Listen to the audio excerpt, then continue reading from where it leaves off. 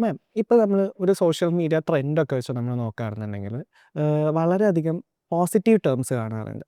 Feel good അല്ലെങ്കിൽ നന്നായിട്ടിരിക്കുക, happy ആയിട്ടിരിക്കുക, അല്ലെങ്കിൽ പോസിറ്റീവ് കൺസെപ്റ്റ്സ് ആണ് കൂടുതൽ നമ്മുടെ ഇപ്പോഴത്തെ എമേർജിങ് മീഡിയാസിൽ ഭയങ്കരമായിട്ട് ഡിസ്കസ് ചെയ്യുന്നത്. ഒരുപാട് യൂട്യൂബ് വീഡിയോസ് അല്ലെങ്കിൽ കോണ്ടന്റ് ബ്ലോഗ്സ് ഒക്കെ കാണാറുണ്ട്. അപ്പോൾ എൻ്റെ ചോദ്യം വെച്ച് കഴിഞ്ഞാൽ ഈ പോസിറ്റിവിറ്റി എപ്പോഴെങ്കിലും ഒരു പ്രശ്നമായിട്ട് മാറല്ല, അധികം പോസിറ്റിവിറ്റി എപ്പോഴെങ്കിലും ഒരു നെഗറ്റിവിറ്റി നെഗറ്റിവിറ്റി ആയി മാറില്ലേ? കാരണം എന്ന് വെച്ച് കഴിഞ്ഞാൽ അധികമായാൽ അമൃതും വിഷം എന്നാണല്ലോ.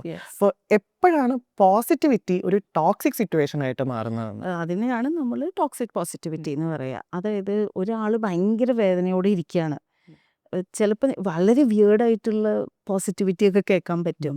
മറ്റൊരു നോക്കിക്ക് അവർ ഇത്രയും വേദനിക്കുന്ന സമയത്ത് നീ സന്തോഷിക്കല്ലേ വേണ്ടേ, ബട്ട് ആ പേഴ്സൻ്റെ pain has to be valid. അതിന് അവിടെ ഒരു വാല്യൂ ഉണ്ട്. അത് നമ്മൾ മനസ്സിലാക്കാണ്ട് നീ അവിടെ നോക്കുക, അവിടെ നോക്കി ചിരിക്കുക, ഇവിടെ നോക്കി ചിരിക്കുക, നീ കരയേണ്ട ആവശ്യമില്ല എന്ന് പറയണത് വളരെ തെറ്റായിട്ടുള്ളൊരു രീതിയാണ് എന്നെ സംബന്ധിച്ചിടത്തോളം. അവിടെ നമ്മൾ നെഗറ്റിവിറ്റീനെ ആക്സെപ്റ്റ് ചെയ്തുകൊണ്ട് ടു മൂവ് ടുവേർഡ്സ് പോസിറ്റിവിറ്റി, അതാണ് പോസിറ്റീവ് സൈക്കോളജി. അതല്ലാണ്ട് ഏത് ദുരന്തം ഉണ്ടായാലും അതിനെ നിങ്ങൾ പോസിറ്റീവായിട്ട് കാണണം എന്നുള്ളതല്ല പോസിറ്റിവിറ്റി.